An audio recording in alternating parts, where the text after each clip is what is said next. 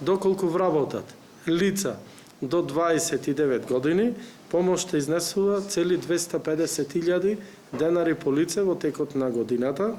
За лица корисници на гарантирана минимална помош, роми, за лица со попреченост, жени, долгорочно невработени лица и за жени ромки со завршено средно или високо образование, висината на грантот изнесува цели 220.000 денари. Оваа мерка директно има ефект врз компаниите затоа што преку тие невработени лица и преку оваа мерка ќе можат да ги надополнат отворените работни места, а од друга страна и да вработаат поголем број на невработени лица, со тоа што придонесуваат и за намалување на невработеноста. Можеме многу лесно таа бројка на невработеност да ја намалиме од 100 до 50.000, затоа што ние како стопанство имаме потреба за нови вработувања, но не за секакви вработувања, значи за работниците кои одговарат на потребите на нашето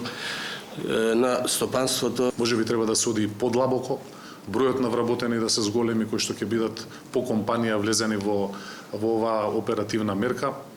И многу е важно, тоа ќе придонесе да компаниите повеќе луѓе вработат. Јас мислам дека ќе има голем интерес за оваа оперативна мерка.